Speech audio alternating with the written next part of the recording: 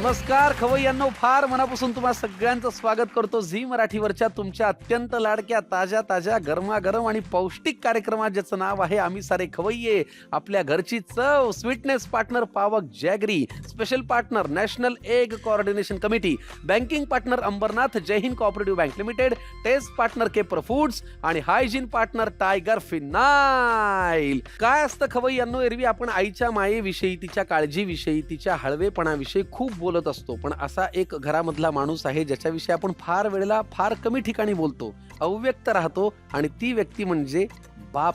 आहे की नाही? बाबा ही अशी माया करतात ज्या मायेला जगात तोड नाही. बघा, ठेच लागल्यानंतर पटकन आई ग हे बाहेर पडतं, पण जेव्हा भीती वाटते तेव्हा कुणाच्या छातीशी बिलगाव असं वाटतं, तर तो असतो बाप. आहे की नाही? हा बाप एक असा व्यक्ती आहे जो अहोरात्र झटत असतो. कशासाठी? मुलांनी उत्तम आयुष्य जगावं यासाठी. बापाने जे दुःख पाहिलं ते, किंवा कुठलंच दुःख मुलांच्या वाट्याला येऊ नये यासाठी. आणि महत्वाचं म्हणजे या झटण्याची त्या बापाला कधीही काळजी वाटत नाही, कारण त्याला माहिती असतं या झटण्यातनं माझ्या मुलांचं आयुष्य समृद्ध होणार आहे. आज मी हे सगळं का सांगतोय? कारण उद्या आहे फादर्स डे, आणि म्हणूनच आजच्या आपल्या किचनमध्ये एक तरुण डॅशिंग आणि आपल्या मुलावरती प्रचंड प्रेम करणारा एक लाडका बाबा येतोय. आता जाणून घेऊया त्यांची गोष्ट नेमकी काय आहे. फार मनापासून स्वागत करूया नागेश मटकर यांचं. Please welcome. नागेशजी नमस्कार, फार मनापासून तुमचं स्वागत. कसे आहात तुम्ही? मस्त. वा, काय करता आपण? सर मी ॲक्च्युली एक डिझायनर आहे, ग्राफिक डिझायनर. Graphic designer. अरे वा, किती वर्षांपासून तुम्ही ह्या डिझायनिंगच्या क्षेत्रामध्ये आहात? मी 6 वर्षापासून आहे. 6 वर्षांपासून. हो. तुमचं लहानपण कुठलं? मी कोल्हापूरचं. अरे लई भारी. कोल्हापूरची माणसं भेटली की मला लई असा आपलेपणा वाटतो. बघा, तुम्ही एका छोट्याशा मुलाचे बाबा आहात. हा. किती वर्षांचा आहे तुमचा मुलगा? 2 वर्षांचा आहे. 2 वर्षांचा आहे. अरे वा. हो. आता 2 वर्षांचा अंश ह्या नागेश नावाच्या बाबाकडे काय काय मागण्या असतात आणि काय काय त्याच्या गरजा असतात? सर ॲक्च्युली काय असतं, एका लहान मुलाला फक्त तुमचा टाइम लागतो आणि तुमचं प्रेम लागतं, त्याच्या व्यतिरिक्त त्यांना काहीच नको असतं. बरोबर. जर तुम्ही ते प्रॉपर टाइम टू टाइम जर त्यांना द्याल तर ते नक्की तुमच्यासोबत आहे ना खुश राहणार. बरोबर. तुमचं आणि अंशचं ट्युनिंग कसं आहे? आमचं एकदम फ्रेंडली, एकदम म्हणजे जसे मित्र असतो आम्ही तसे राहतो आम्ही घरामध्ये.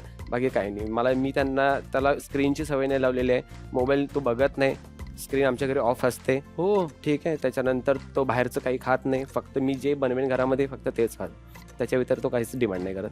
तुम्ही ह्या सगळ्या ह्याच्यामध्ये सोशल मीडियावरती पण खूप ऍक्टिव्ह असता असं मी ऐकलंय. हो. ते नेमकं काय आहे? सर जर्नी आमची अशी चालू झाली की आम्ही सुरुवात केली होती एका खाली फ्लॅटमधून, जो रेंटचा फ्लॅट होता. तू कुठे होता? आणि मुंबईत? मुंबईमध्ये. बरं. तो पूर्ण रिकामी होता.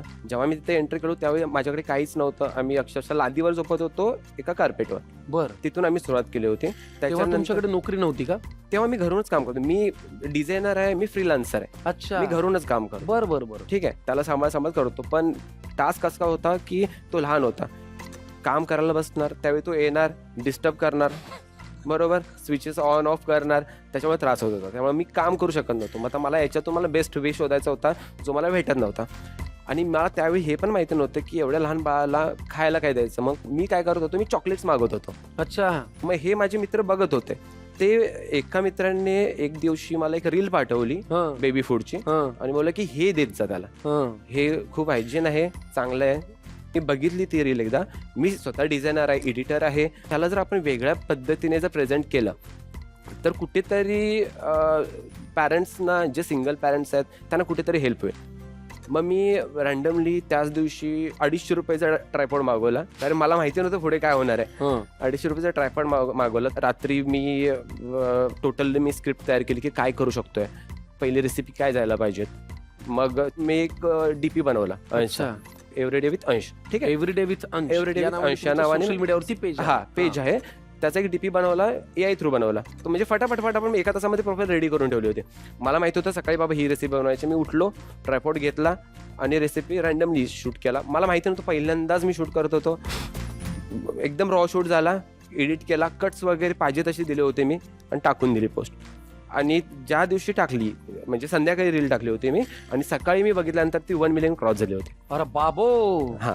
मग त्याच्यानंतर मला मेसेजेस महाराष्ट्रामधून सिंगल पॅरेंट्स होते, सिंगल मदर्स आहेत, सिंगल फादर्स. मी तेव्हा बघितलं की एवढे सिंगल पॅरेंट्स, त्यांची जर्नी चालू आहे, ते पण सिंगलच आहेत. मग त्यावेळी मला समजलं की माझ्यासारखे पण कितीतरी लोक आहेत.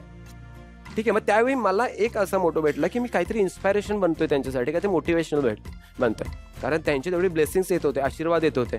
मग त्याच्यानंतर जेव्हा रील व्हायरल झाली त्याच्यानंतर पुढच्या 3 महिन्यामध्ये घरी इतकं सामान आलं, फर्निचर पासून भांड्यांपासून सगळ्या गोष्टी येऊ लागल्या. आणि घरी एवढं सामान झालं की घरी ठेवण्यासाठी पण जागा नव्हती आमच्याकडे. ते पाठवलं कोणी? जे फॉलोअर्स आहेत त्या सर्वांनी पाठवलं. प्रेक्षकांनी पाठवलं, ऑडियन्सनी पाठवलं. माझ्या कपड्यांपासून भांड्यापासून फर्निचरपासून, म्हणजे घरामध्ये जो खाली फ्लॅट होता तो पूर्ण लक्झरियस बनवून टाकला त्याने.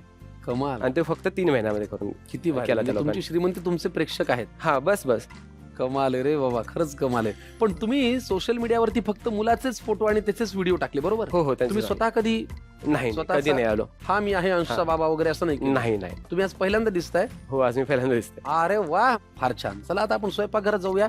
नागेशजी, आजच्या रेसिपी मुलांचा विचार करून केलेल्या आहेत का डिझाईन? हो. लय भारी. माझी प्रत्येक रेसिपी सर हेल्दी असते, घरच्या इन्ग्रेडियंट्स पासूनच बनवलेली असते. बाहेरचे इन्ग्रेडियंट्स आम्ही युज करत नाही. मलाही त्याचा फायदा होईल का विचारा. का? मी पण जुळ्या बाळांचा बाबा आहे. अरे, मला एक मुलगा आणि एक मुलगी आहे. आणि त्यांची जी आई आहे ती सारखी किरकिर करते, तुम्ही तर काहीच करत नाहीत. मग आता तुम्ही ज्या रेसिपी दाखवाल त्या मी घरी जाऊन करेन. म्हणजे थोडीशी माझी कॉलर काय होईल, ताट होईल. त्याच्यामुळे थँक्यू सो मच. तुम्ही इथे आलात. स्वयंपाकघरात जाऊया. तुमच्या कोल्हापूरच्या घरी कोण असतं? माझ्या गावी सर आई असते माझी. आम्ही ऍक्च्युली माझ्या आई वडिलांच्या लग्नानंतर 16 वर्षानंतर आम्ही जन्माला आलोय. मी आणि मला एक माझा मोठा भाऊ आहे. मोठा भाऊ असतो माझा पुण्यामध्ये, तो फॅमिली सोबत तिकडे सेट आहे. आणि मी इकडे मुंबईमध्ये असतो. आई एकटीच राहते गावी. तिला इकडे घेऊन नाही येऊ शकत. त्याच्या पाठीमागचं कारण आहे की सिटी लाईफ तिला जमत नाही एज मध्ये, त्यामुळे इकडे घेऊन येऊ शकत नाही. बरोबर. तुमचे वडील?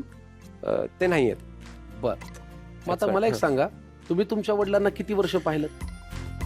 मी माझ्या वयाच्या 25-26 वर्षापर्यंत पाहिलंय. तुम्हाला एक सिंगल पॅरेंट म्हणून 2 वर्षांच्या मुलाला वाढवताना तुमच्या वडिलांची आठवण येते का? हो सर, नक्कीच. त्यांनी जसं आम्हाला वाढवलंय, जे संस्कार दिले तेच मी माझ्या मुलाला देतोय. आणि मी त्यांचाच आदर्श ठेवतो माझ्या डोळ्यासमोर, बाकी काहीच नाही. बाप असतोच असा. हो. पदार्थ आपल्याला कुठला करायचा आहे? आज मी बेबी फ्रेंडली पिझ्झा ठरवलाय. Baby friendly pizza. Oh wow, fantastic.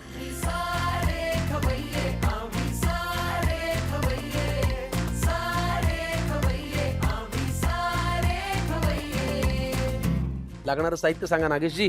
Sir, आम्हाला लागणार आहे गव्हाचं पीठ लागणार आहे, उकडलेले वाटाणे लागणार आहेत, शिमला मिर्च लागणार आहे, पनीर लागणार आहे, खायचा सोडा आहे, चीज लागेल, दही लागेल, ओट्स पावडर लागेल. त्याच्यानंतर ही प्युरी आहे ज्याच्यामध्ये उकडलेलं गाजर आणि टमाटर यांची प्युरी आहे. इथे सुजी आहे, त्याच्यानंतर थोडंसं तूप आणि हलकंसं मीठ. आता हा जो रवा आहे हा भाजून घेतलाय का? हो, भाजून घेतला. त्याचा रंगच सांगतो तो भाजून घेतलेला आहे. बरं, मला एक सांग, आपलं करिअर आणि लहान मुलांचं बालपण तारेवरची कसरत आहे ना थोडी? हो सर, नक्की. मलाही होतं ना, प्रयोग करून घरी गेल्यावर आपल्याला असं वाटतं की जरा आडवं पडावं, सांभाळायचे असतात पोरं. मग ही तारेवरची कसरत कशी सांभाळतोस? सुरुवातीला मला खूप त्रास झाला. म्हणजे तुम्हाला सपोर्टला कुणी नाही घरामध्ये, तुम्हाला एकट्याला सांभाळायचं. आणि मी तो जेव्हा 12 महिन्याचा होता तेव्हापासून त्याला सांभाळतोय. ठीक आहे, आता मला 1 वर्ष झालं त्याला मी एकटाच सांभाळतोय. आणि तुम्हाला वॉशरूमला जायचं, टॉयलेटला जायचं, त्यावेळी तो मेन टास्क असतो की बाळाला बाहेर ठेवून तुम्ही कसं काय जाणार आहे.